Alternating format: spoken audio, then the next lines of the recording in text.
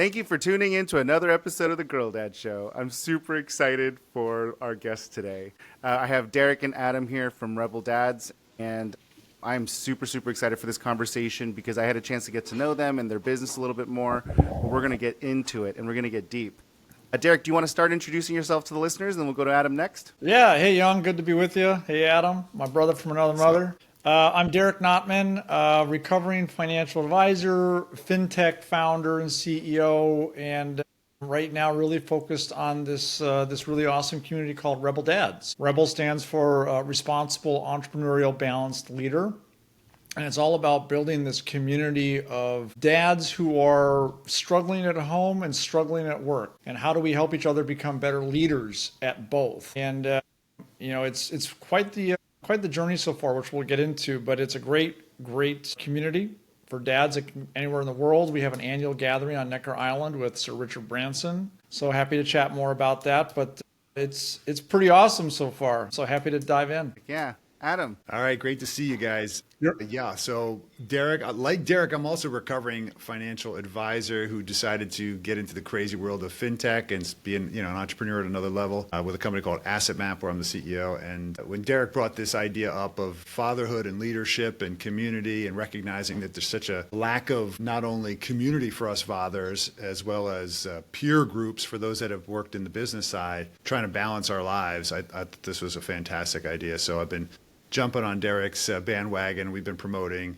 REBL Dads. We're actually working on a book too, so that's a big project for us, interviewing dads, because we want to learn from each other. So I think, exciting to talk about what we're doing and learn from each other. Yeah, I would love to dig in, actually. Let's jump right into the whole concept. Like, how did it come about? Because I will say that, to be frank, I didn't know that it was an acronym. I just thought it was a cool name. I thought it was like REBL Dad. And then you guys dropped some letters to be like hip, and like, how the tech companies drop letters and vowels, so I thought that's what it was. I didn't know it was an acronym. That's amazing. Yeah, walk us through the journey of how it started. So, to give you context, and this is interesting because Adam's story and mine are actually somewhat similar, and this is one of the reasons we became such thick as thieves. Being an entrepreneur is really hard. Being a dad is really hard, and so I grew up in a broken household, and about the time that my son was born, my dad decided to no longer be part of my life. And so now I find myself in a situation where I'm a young father, young entrepreneur. I have no idea what the hell I'm doing. And the one person I should be able to go to for support is gone. Like, okay, well, shit, what am I going to do? So for a number of years, I hacked through it, made a lot of mistakes. And then ultimately, I'm like, man, there's got to be a better way. And started looking for community that really balanced this entrepreneurial aspect, but also this fatherhood aspect, because both are unique. And when you combine the two, it's extra challenging. I couldn't find it. And so I decided to create it. And I was like, well, no one knows who the hell Derek is. And so I got to get an anchor here. And always loved Richard Branson and the way that he's built his businesses, his brand, but also his great family guy. I'm like, well, wouldn't it be cool if we had a group of dads together on Necker Island to help each other be better leaders at home and work and have Richard involved? And long story short, I was able to finally get to him and his team and pitch them. And they said yes. And then I was like, okay, now I got to pay for this damn thing. And as Adam knows, I'm a quick start. So I said yes without having the money. Yeah, right? Like, it's a big check.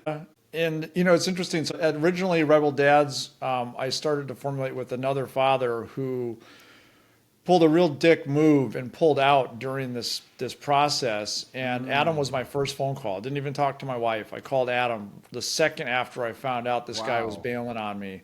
Because originally Adam was going to go as one of the attendees. He was one of the first yeses. Totally.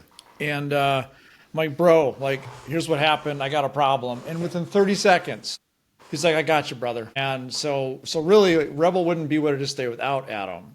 He's definitely the co-founder of making this happen. And so, yeah, we had this first event on Necker. It went so well. Because originally this was like a bucket list idea. Like, oh, this is a one-time thing, blah, blah, blah. Like, as Adam and I are facilitating these mastermind sessions and dads are crying and laughing and sharing these super personal things with each other, they're like, so we're coming back, right? Like, there's more to this thing than just this, right?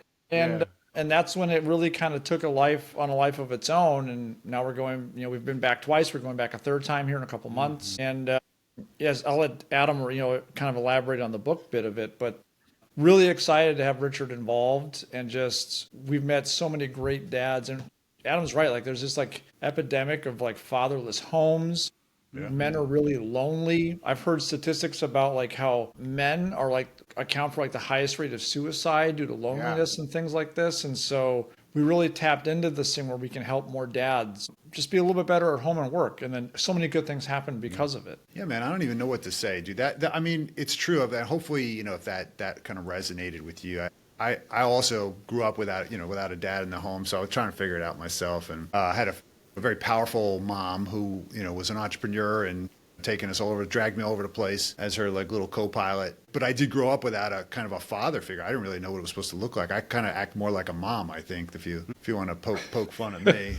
I'm the emotional one, So in a sense, I was always like looking for this, some kind of role, but learning from peers who were dealing with the same challenges. As Derek said, man, I've been an entrepreneur for now 25 years. I've never had a boss. I don't know what it's like to have that kind of accountability. I'm always just busting my own chops or letting myself off the hook. And I think from a fatherhood standpoint, you kind of want a role model or a leader or someone you could say, I don't want to be like that guy, or I do want to be.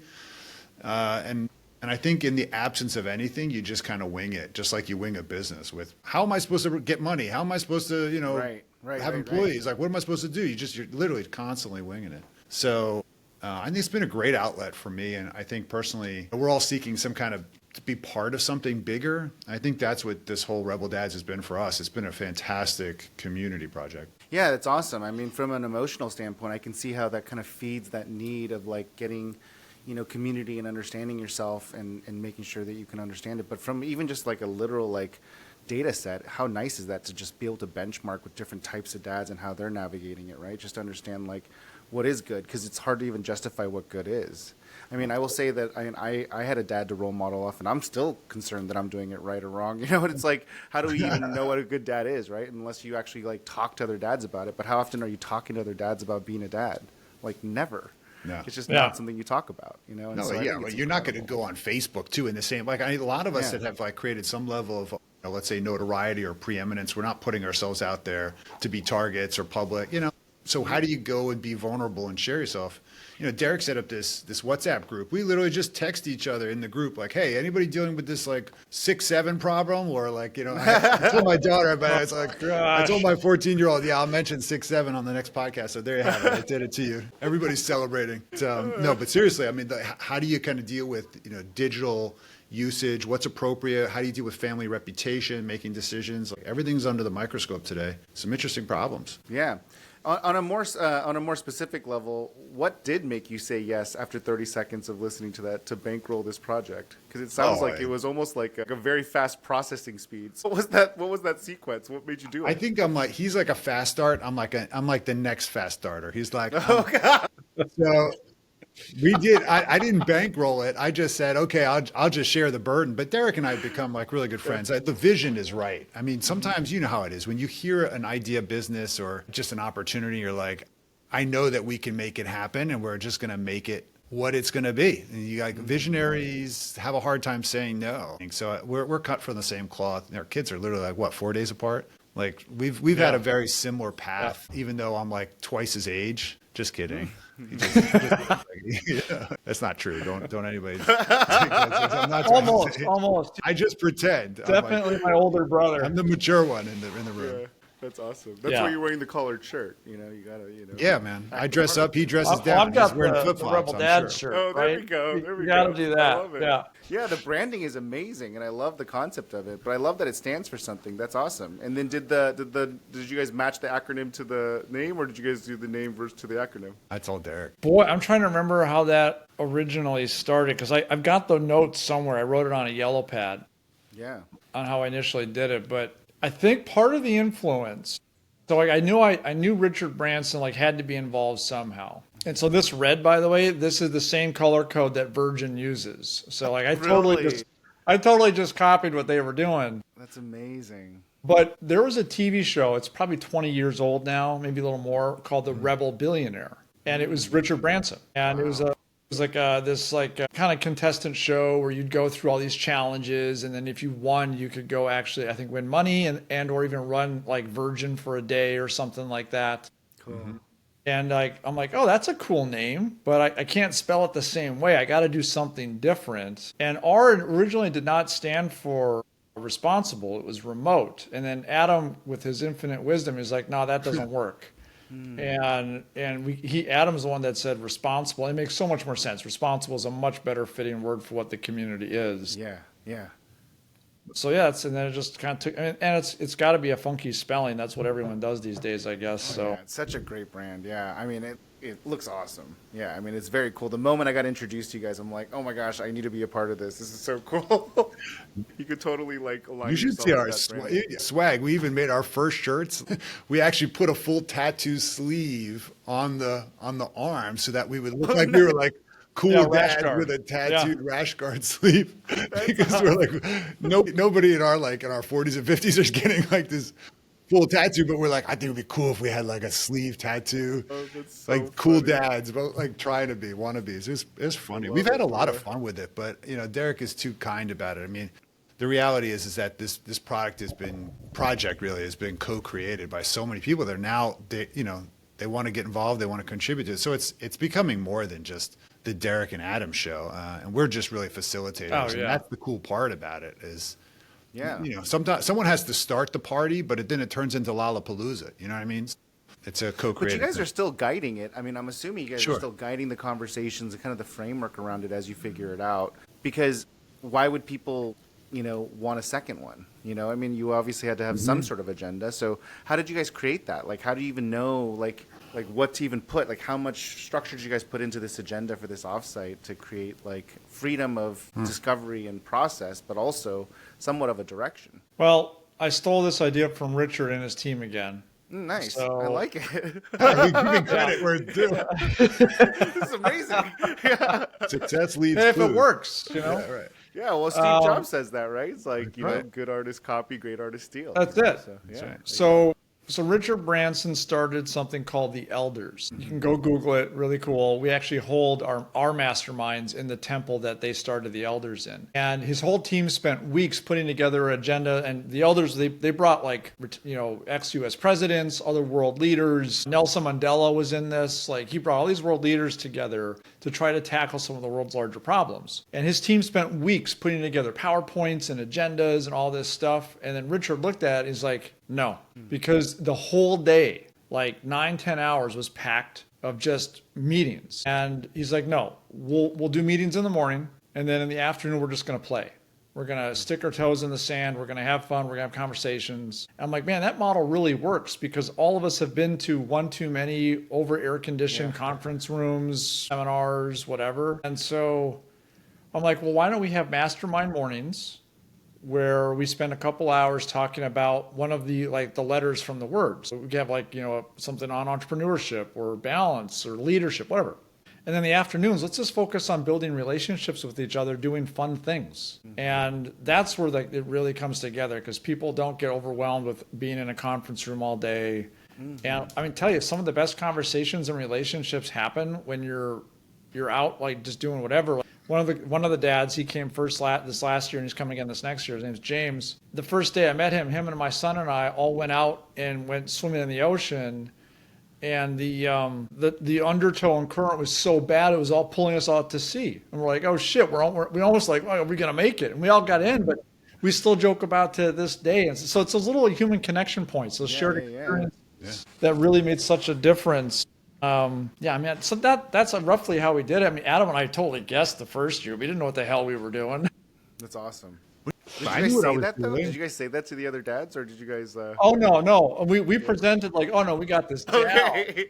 Yeah, we got this figured out. Yeah. Yeah. No, Set that's the true. vision, build it and they will come, right? Like, That's Yeah. right. We're salespeople. Yeah, there you No, go. I know that it's funny because getting people to actually follow structure when you got about a bunch of CEOs and business leaders who are willing to take the risk and say, okay, we're just going to trust you and we're going to come. That took a lot the first year to say we are going to chip in a significant spend to get there, and we just all split the cost, right? It was like we're just going to have to pay for the campsite, Everybody bring what they can, but I think we had to create some structure for sure around it. Otherwise, it was going to become a total mess. Yeah. But it was really cool to when you force topics with people. I mean, not unlike your podcast, right? So when you force people to spend time thinking and talking about a topic, sometimes some real gems come out. So what we started doing is initially we would break into 4 or 5 person groups, and you would go off into some section of the island that was, of course, exotic, and you'd have a discussion. We give you a topic, we give you questions to ask. And of course, people half didn't even listen. They did what they wanted to do, right? Yeah. And then they'd come back and then they would share these really deep moments, and we didn't know what to expect. And by the second year, we started recording it and then AI transcribing it. And now all of a sudden we have this manual of 30 pages of great takeaways. And, we only share it obviously with the people that are there. But the point is that I think it's a great reminder that we can create something that lives on beyond just the moment. It's like, what's that great idea that Derek said that he does with his kids on Fridays that he can, yeah, that's right. So I think, sharing literal best practices is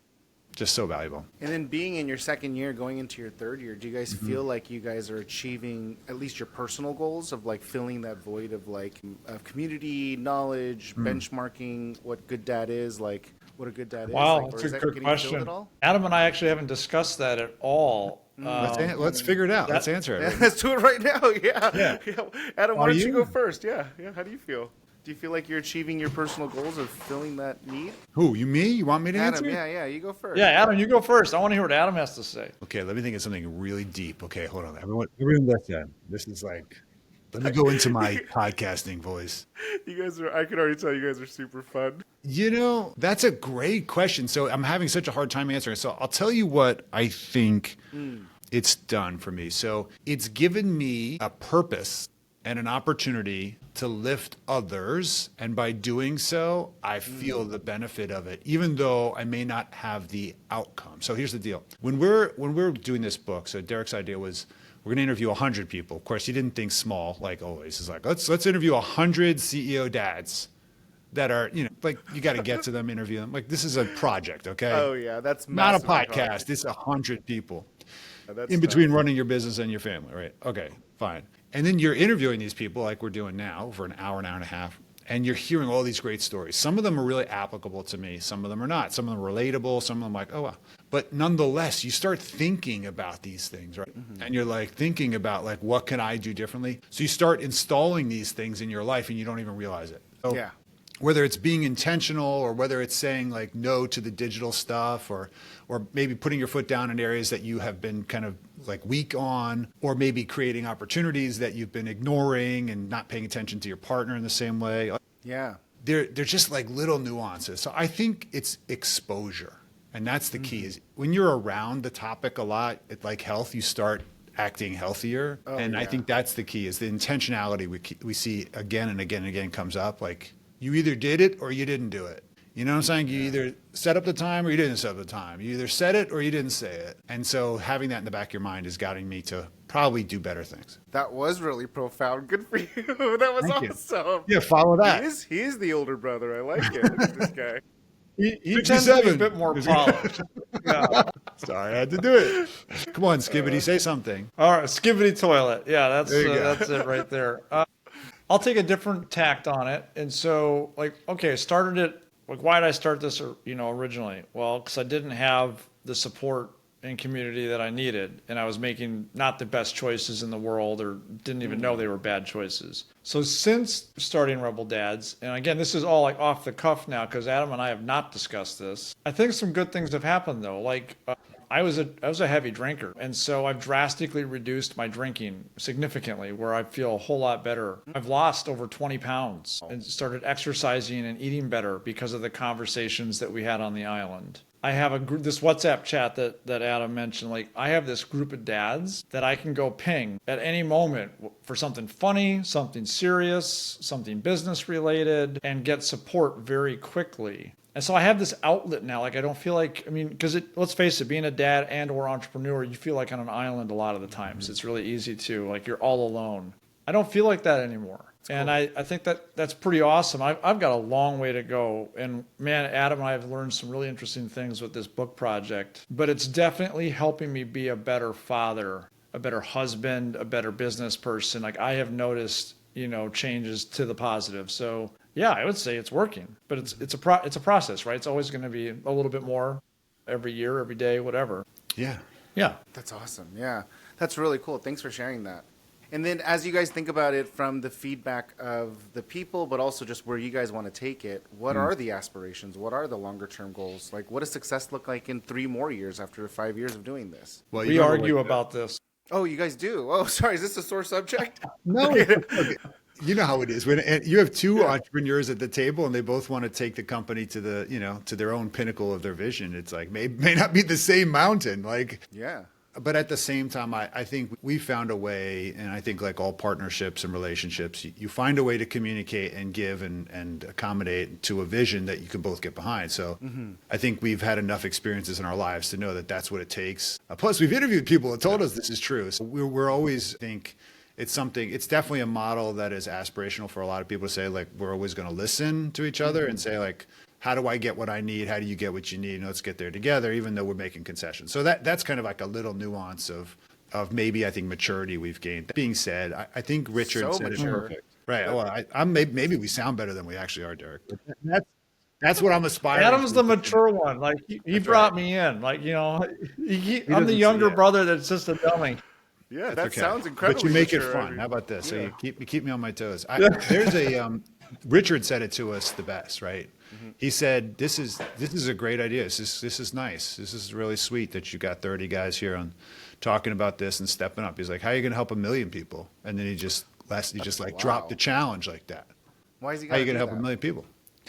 That's his thing, man. Yeah, like what did you do? Like, let's go. I know. Why does he gotta say that? Now I'm sitting here scratching my head, going, "How are you gonna do that, Yeah. man? Why did you have to say that?" Yeah, Oh my what do you mean? Did you go to space? No. How are you going to help 1 million people? So he challenged me, right? Now we're like, he's throwing the gauntlet down, and we're like, oh, crap. Yeah. So What a is that dad something move. that you guys are going to try to do? Try to scale? Is that why you guys are doing this book? Partly. Well, yeah. I mean, like in part, I mean, like we're having lunch with Richard. He's like, "How are you going to help 1 million?" Like, I don't know if he actually said 1 million dads, but that's where we took it. Like, how are you going to help more That's dads what I with this heard. thing? Did he say 2 million? Yeah, right. Yeah, 1 million's like that's, I hope not. that's not enough. Yeah. Yes. But it's true because there's only so many people that can go to Necker, and it's not cheap and it's not scalable. And so how do you really grow? And so I think back to your original question, Young, like how do we grow? Like what's our vision for Rebel? I think ultimately, Adam and I would like to impact 1 million fathers' lives, whether that's through a book or a larger type community company situation. It's still half baked, right? We're still figuring it out. But I think the overall premise is if we can help 1 million dads be a little bit better at home and a little bit better at work, think about the impact to community, Yeah.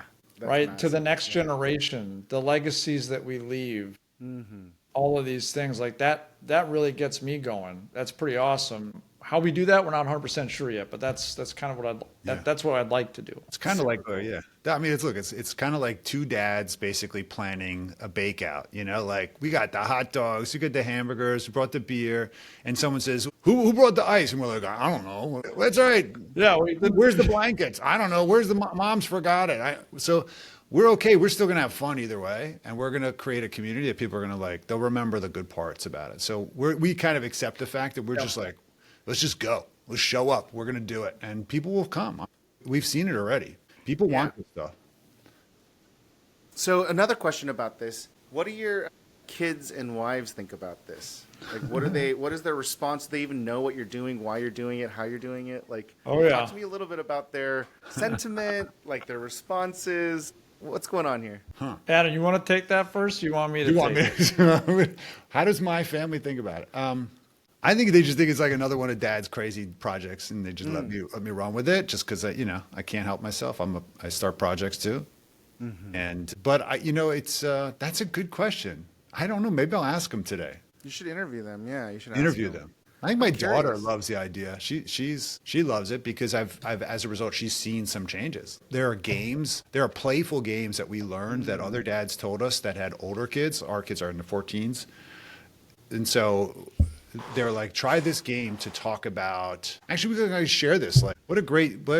So one of the fathers who was there shared something that he learned from his mentor called the freeze game, and we were like, okay, this is an interesting thing. And the freeze game was basically, it comes from Doug Lennox in his Think to Perform program, this kind of coaching program. So I got to give him credit because he came up with this great thing. And it's effectively you ask this question in the car and you say freeze, and everybody in the room who knows the game knows that they have to tell you three things. Number one, what are you thinking? What are you doing? What are you thinking? And what are you feeling in one word, right? And he uses this as a frame to kind of like realize you're present, also find a way to communicate something's complicated. Because you might be like, well, I'm sitting here in the car looking out the window thinking about my game later or like my test I got to do. But then you get to share too. So the parent does it as well, or everybody in the car, and it starts a conversation about awareness. And this was like, seems so silly, but I'm like, I tried it and my kid played along with it. And now it's something that I can use at any time when I see her checking out or like doesn't feel, I need a fun way to get her to share and open up as a dad. And she plays along and we get for her. And she does it on me too, by the way, when I'm like checked out and not really like, I'm like just kind of something's on my mind. She just like freeze. And I'll be like, oh crap, I got to play the game. But it's one word. Yep. Yeah. Man, that's tough.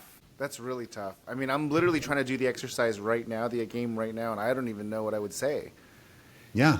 That's a tough game. It is tough. It's like a Wordle or any kind of like, I think, Izzo game or something that you're going to play that, but you think about it, like that's fun, right? I didn't have to read a whole book on how to be a good dad. Yeah.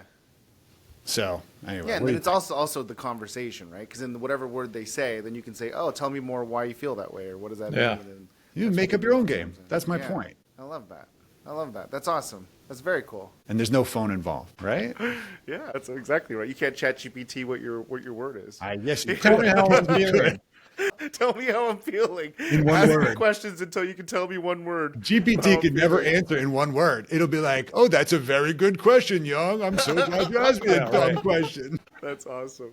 Derek, do you share the same kind of sentiment from your kids, or do they have different reactions to your Rebel Dad? Yeah, so I've only got the one, just like Adam, and I've brought him the last 2 years. He's going again this year. So that was one of the things that Adam and I discussed very early on, is that we know that a lot of times the success that a dad, a father, a man might have, there's more to it than what might appear to the eye. And so we wanted the families to be able to be part of this experience if they so chose. So we opened it up very early, like spouses and kids welcome. That's so interesting. And so, and we've had, I think this last year we had 12 spouses and 6 kids go. And so my son's been like there. I don't think so he's 14 now. I don't think he fully appreciates going to a billionaire's island and playing around, for a week. Hopefully some of that rubs off, at some point, but like he got to be on Richard's tennis team and they played tennis together,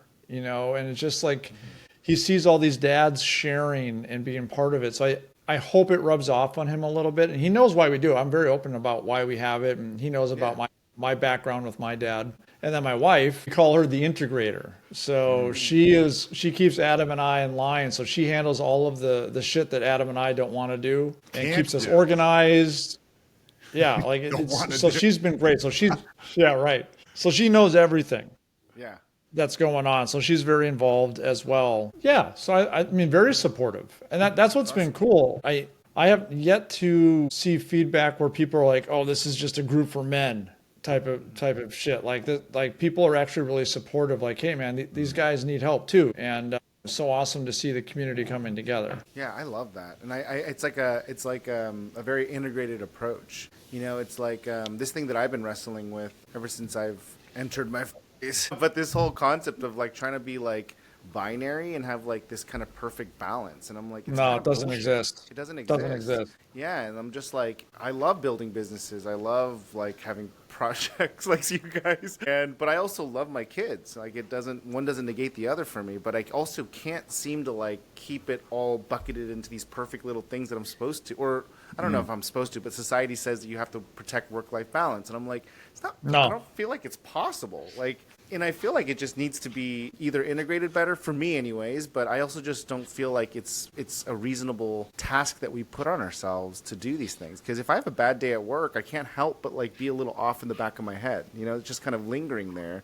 And then I take that in with my family time and my kids time. Or if like I get in an argument with my wife, like I can't stop thinking about it when I'm doing sales calls, or you know what I mean? Like it's in the back of my mind. Like I'm human, I'm not a robot. And so when I started to like evaluate that, I started thinking about this whole integrated thing. So when I was talking to you guys about this thing and you guys said, oh, families are welcome, I'm like, that is like, it kind of took me aback because I'm like, it doesn't seem like it makes sense, but it totally makes sense. To me, it makes total sense.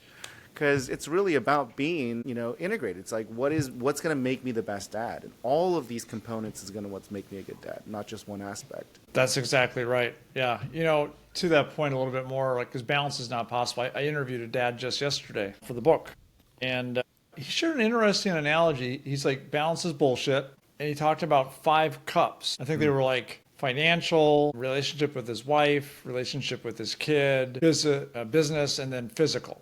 And he's like, never at any time are all 5 cups at the same level. So I may pour into and fill my business cup up over a couple weeks, and the other ones will be low. But then I can take a break from the business thing and go over here and start to fill these other cups up. And it's constantly just going back and forth. And it just made so much sense because balance is not possible. It just isn't. The idea of it sounds amazing, but it's not possible. And so I just really resonated. It was a great analogy to like kind of like chunk it up. Right. Here are the things I'm focused on, and I know they're going to be out of balance all the time. It's ironic that balance isn't part of Rebel Dads because it's something I think we're seeking. But I think the balance has shifted from this idea of, you know, balance. Can you stand on a ball? Like, how long can you stand on a ball? Like, you can. It's never in balance. You're always like flopping. So it turns out that what we keep relearning is that it's not about this idea of balance. It's about intentionality. You're going to have to focus on something sometimes more than others. The question is, are you ignoring other aspects? And once you realize you're ignoring it, can you start to make intentional shifts back to them? You don't have to get to exact perfection or kind of stasis. You just need to create a constant movement. It's actually the act of recognizing you're about to fall off the ball and then making a physical, sometimes painful effort to actually put some energy into going the opposite direction. And it's actually more the recognition that you're actually going to fall off the whole planet. In my strange analogy, that is the key to being intentional and then being present. And I think today we can do them. I think one of the great things that we've been trying to achieve, or at least move towards in that intentionality, is recognizing that, and Bezos said that there is no balance, there's only integration, is that we can invest in multiple things. Just like you have multiple businesses, but you can also bring those failures and successes home and talk about how you resolve them. And being a great dad doesn't have a definition, right, Young? Being a great dad means that you have made a contribution to your children that will serve them. It may not be a comfortable one or all like happy-go-lucky. It could be painful, but if we don't help them become better individuals that will survive and thrive, we don't do that by protecting them all the time. We do that by including them and sharing them. Hey, I had a problem with Mom and I had a fight, and here's how we resolved it. That's right. That's right. I had this problem at work, and here's how I addressed it. And here's what I went through emotionally, and here's how I solved it. This is how you become a better human. So I think that's the mentorship we didn't realize that we were missing. Now we're getting it from our peers, and like, shit, you're right, guys. Yeah. That's what being a dad is. I love that. That's a really good definition. That's phenomenal. Yeah. So sage. You're like the older brother. You're my older brother now too. All of a sudden in this one podcast, Adam's pretty old. He's pretty old. So I just take in all that stuff from you guys and give it back to you in a way that's going to make it. I love it. That's my job. Yeah, it's great. I think it's awesome answer, and I think that's a really good way to look at it, and it makes you really think about not so much. So it doesn't have to be so technical, right? Then if you're contributing to your kid's life in a meaningful way that helps them thrive, then it could be anything. It could be hard conversations and good conversations. But the point is that you're teaching them what it's like to thrive. You know? Yeah, you're not absent. Yeah. That's opposite. Exactly right. Yeah. No, that's what Derek started with. There's this huge. What's 18 million fatherless homes in the States alone, and that's just the ones they over can that. count. Yeah, it's crazy. Yeah, that means there's probably another twice that, and guys that just don't, that are out busy working because they think that's their purpose. That's what they saw their dad do. My job is to provide for the family, and that means all monetarily, and I'm never here. Missed every game, missed every moment, missed every cry, missed every recital. And I think that's, unfortunately, as men, we have not had a lot of outlets to be kind of vulnerable and say, hey, I don't know what the fuck I'm doing. Can someone help me out here without looking like a weakling? So that's, look, I'm not saying that we're all going touchy-feely on the thing, but the point is that we still, come on, let's be honest, we need an outlet, but it's got to be trusted so I can be myself. Totally. I think that's like the number one comment I get about doing my show is that people are glad that I'm having these conversations and kind of just like bringing them to the fore, because I feel like there isn't really an outlet. And then two, I feel like there's like this weird thing with guys ourselves, like us ourselves, like we don't take it upon ourselves to like find those people. We don't like seek them out. You know what I mean? To like build that trust group and then have those conversations. I mean, there's like a ton of jokes about this, right? Where guys will get like, oh yeah, my buddy's getting divorced, and the wife will ask all these questions like, I don't know, like I don't know any of those details. Yeah, they don't talk about any of it. Yeah. There's a ton of these jokes on the internet about these guys just don't communicate or even know to ask these things, And so I think it's really, really interesting to meet other dads out there trying to build community and conversation, because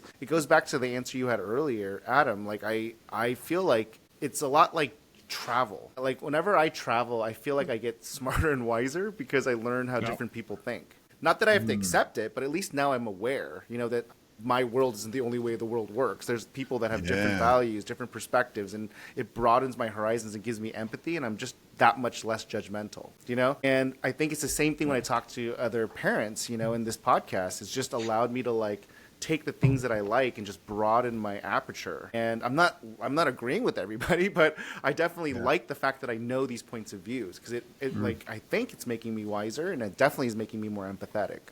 You guys have thoughts on that? Contemplating it, man. I'm giving space for it to sink in. All right. That's what our listeners are doing, right? You're hopefully thinking about how that applies to you. Yeah, that's right. Well, while they're contemplating, let's go do some rapid fire questions that are a little more fun. Because we are getting here on time, and I know you guys are. Yeah, like how do we fix the focus on my camera? I don't know. I don't know what's going on there. What the heck? I'm like, you're the best looking one of us too, and I'm like, Yeah, no, I'm the oldest looking one. Yeah, it's such a bummer, man. We got the looks getting buzzed out, But let's jump in. So, one piece of advice that you have for other parents, based on all the stuff that you've learned so far. Oh my gosh, just one piece of advice. Just one, just one. Keep it casual. Don't overthink it. Doesn't have to be profound. It's like freeze. They do the freeze. It's like one freeze. piece of Yeah, advice. right. Yeah. Okay. Yeah. Intentionally present. All right, beat good. that. That's Go, good. Derek. Boy, man, I don't know. There's so many things that come to mind. Set aside time for just you and your kids, like special dedicated time where it's just the two of you, and they know that. It's like kind of goes along Adam's present thing here, but like more than just like put your phone down and listening, but like be present. Like with my son, like every 2 weeks we go out and we call it Team Papa breakfast, and we just go out, no phones, and we talk about the future and what's on his mind, what does he want to do, that kind of thing. So just like dedicated time where it's just the two of us. Now you're making me feel guilty, because I had these really big dreams when I first became a dad, and I like went on a dad-daughter trip with each one of my daughters every year until about 2 years ago, and I got busy. Life happens, business started taking over, and I haven't done it in 2 years. So now I'm feeling guilty because I got to get back on. Do it. Set aside. So what are you gonna wait? Hold on. So what are you gonna do now? Well, my oldest wants to go to New York. She really, I think, and mostly because she just likes Taylor Swift's song, and I think she just wants to go. So check wait. out. So when are you going? So when are you going to New York? Come on, you got to make a public commitment. This is the only way you're gonna do it. Public commitment, young. Put it out there. Come on. Let's do it. Call your shot. Call your shot, dude. Yeah. Don't be saying I'm going to hit the 8 ball in. I'll try to take her in Q2 because it's a little cooler in New York. Q2 of around what? that time. 26? Yeah, what year? Yeah, come on now. It has to be this coming Such year. a business guy. Q2.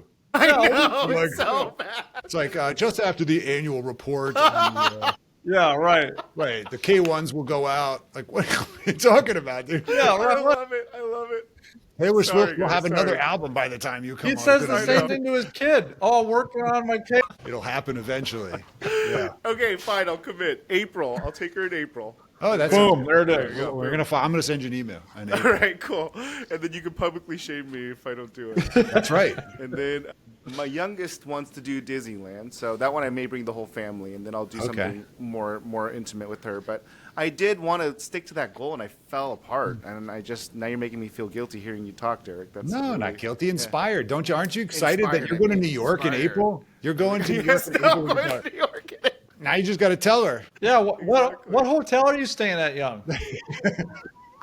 You guys have learned a lot from Richard Branson. I love it. This is Yeah, right. wonderful. There's a million more times to go, dude. A million. You could go book your flights today.